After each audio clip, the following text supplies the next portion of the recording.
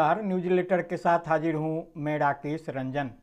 बात बिहार की सियासत की विरासत की या विरासत की सियासत की, इस बात की राजनेता किस तरीके से अपने शहजादों को सियासत में सेट करने के लिए बेचैन हैं, किस तरीके से छटपटाहट है,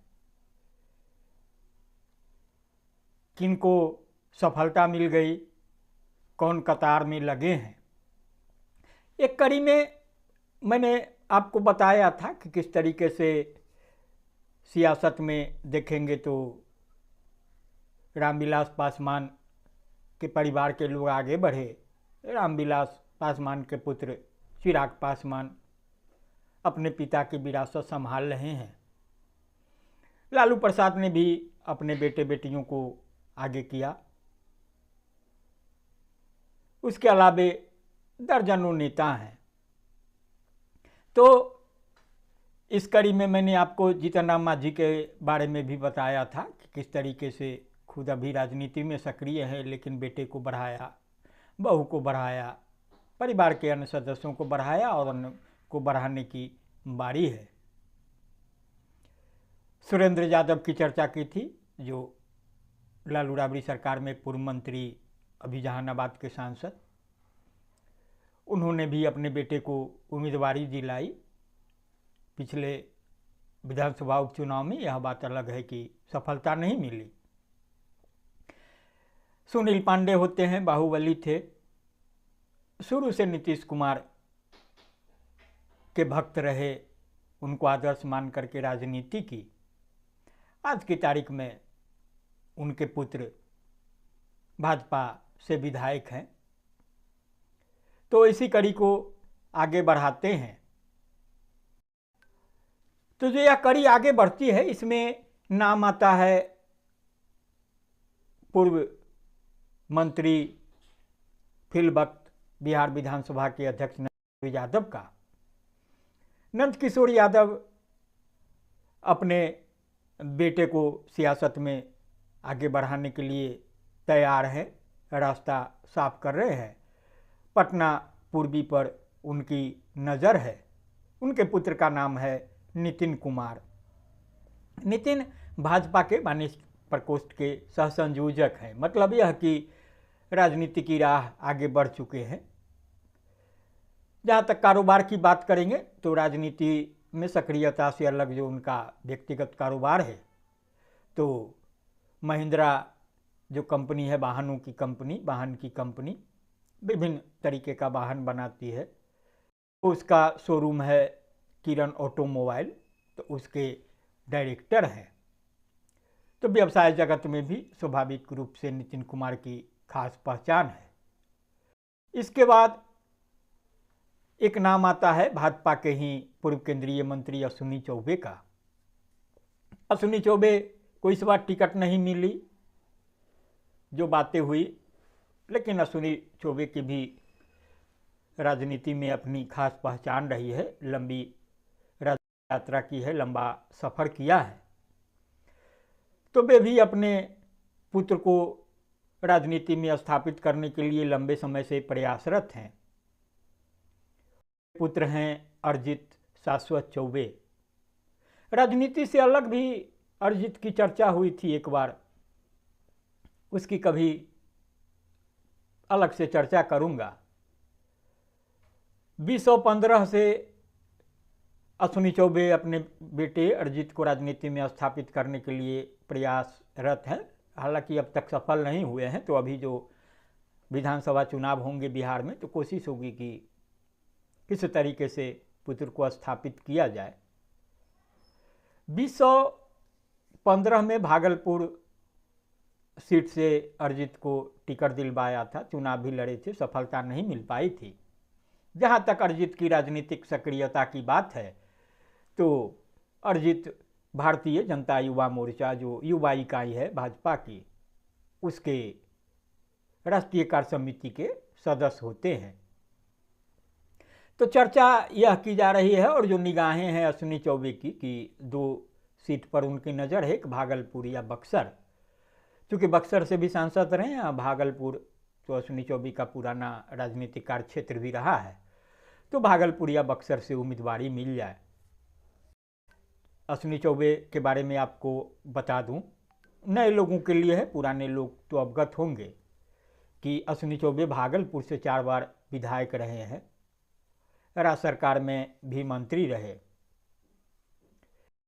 कि शिक्षा दीक्षा की बात करेंगे तो अरिजीत तकरीबन 44-45 साल के अरिजीत आईटी इंजीनियर हैं, विदेश में पढ़ाई की है, ऑस्ट्रेलिया की सॉर्टर्न फ्रांस यूनिवर्सिटी से 2006 में एमबीए भी किया। पेशे से वह भी कारोबारी हैं। आप देखेंगे कि राजनीति में जो भी स्थापित चेहरे हैं, पुत्र को पढ़ाया लिखाया भी, आर्थिक रूप से भी संपन्न बनाया कारोबार के माध्यम से। तो जैसे मैंने आपको नंदकिशोर यादव के पुत्र के बारे में बताया कि महिंद्रा का जो शोरूम है उसके डायरेक्टर है, मतलब मालिक ही हुए। तो अरिजीत भी मोटर व्हीकल के कारोबार से ही जुड़े हुए हैं, मोटरसाइकिल के डीलर हैं, उनका भी एक शोरूम है, उसके अलावे गैस एजेंसी भी है। अरिजीत की बात करेंगे तो अरिजीत के छोटे भाई अविरल भी राजनीति में हैं। 2015 में दोनों भाई टिकट के दावेदार थे। यह अलग बात है कि सिर्फ अरिजीत को ही टिकट मिल सकी थी। तब विरोधियों ने भाजपा में वंशवाद को बढ़ावा देने पर हमला बोला था। तो जो वंशवाद और परिवारवाद की बात होती है सियासत में, तो भाजपा विरोधियों पर आक्रामक होती है। लालू प्रसाद का नाम लेगी, उत्तर प्रदेश में मुलायम सिंह यादव का नाम लेगी, कांग्रेस पर तो हमला बोलते ही है। लेकिन यहाँ भी बातें कुछ आह्लादा नहीं है, लेकिन वही है अपने अपने परिवारवाद, जैसे भ्रष्टाचार के मुद्दे पर भी होता है, अपने अपने भ्रष्टाचार, अपने अपने भ्रष्टाचारी। अपराध के मामले में भी वही है, गुंडाराज की बात करेंगे, लेकिन कौन से गुंडे किसके साथ हैं वह भी जाहिर है, तमाम बातें हैं। तो इसके अलावा जो एक नाम है वह पूर्व केंद्रीय मंत्री और पाटलिपुत्रा के पूर्व सांसद रामकृपाल यादव का भी नाम है कि वे भी अब उम्र के पड़ाव पर हैं, तो चाह रहे हैं कि बेटे स्थापित कर दें राजनीति में और फिर आराम करें, बेटे विरासत संभालेंगे। तो रामकृपाल यादव के बेटे हैं अभिमन्यु यादव। तो रामकृपाल यादव स्वाभाविक रूप से उत्तराधिकारी बनाने में जुटे हैं।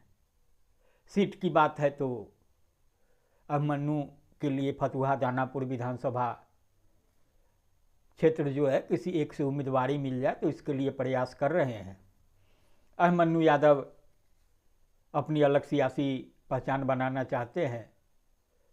तो अभिमन्यु की जो सक्रियता की बात है, तो अभिमन्यु तकरीबन 4-5 वर्षों से टीम अभिमन्यु नाम की संस्था भी चला रहे हैं। संख्या के बारे में बताई जा रही कि तकरीबन 1 लाख सदस्य हैं और जो संस्था है वह गरीबों की मदद करती है। तो जहाँ तक रामकृपाल यादव की बात है, तो उन्होंने लोजपा के माध्यम से भी, जो चिराग पासवान की लोजपा रामविलास है, जब भाजपा में दाल नहीं गली थी, प्रयासरत पहले से ही है, तो भाजपा में दाल नहीं गली तो फिर लोजपा रामविलास के माध्यम से प्रयास किया था।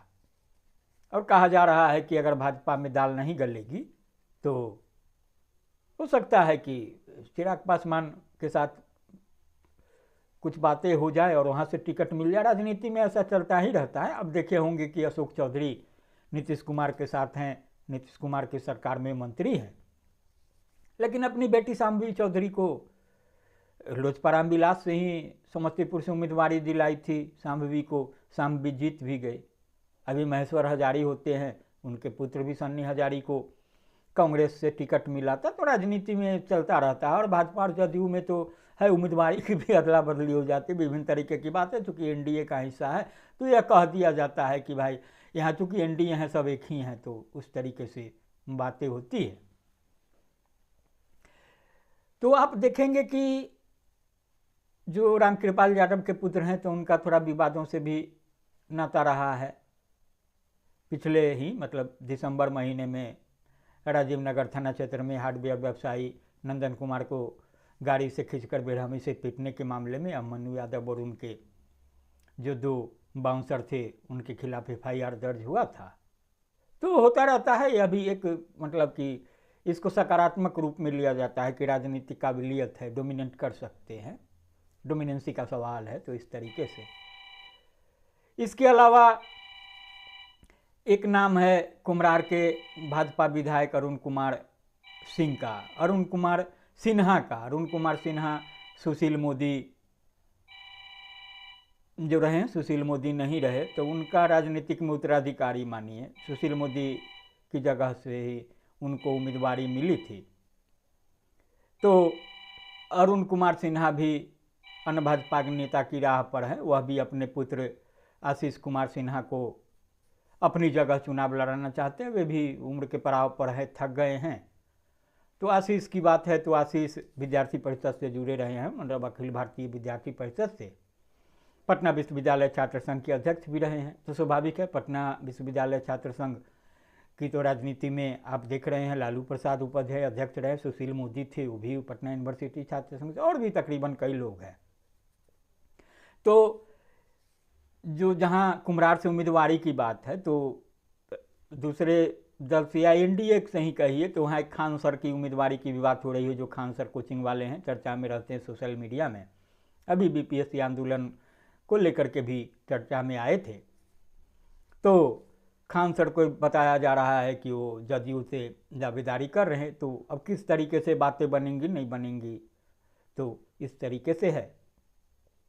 तो आज इतना ही, क्योंकि लंबी हो जा रही है किस्त, तो यह दूसरी किस्त रही, फिर तीसरी किस्त के साथ भी जल्द हाजिर होऊंगा। तो मेरा आग्रह होगा कि आप इसे संजीदगी से सुनेंगे, गुनेंगे और प्रतिक्रिया से जरूर अवगत कराएंगे। अगर आपने न्यूज़लेटर वितरा के रंजन को अब तक सब्सक्राइब नहीं किया है तो सब्सक्राइब भी करेंगे। खासतौर से मेरा आग्रह होगा, लाइक करेंगे, शेयर करेंगे। नमस्कार।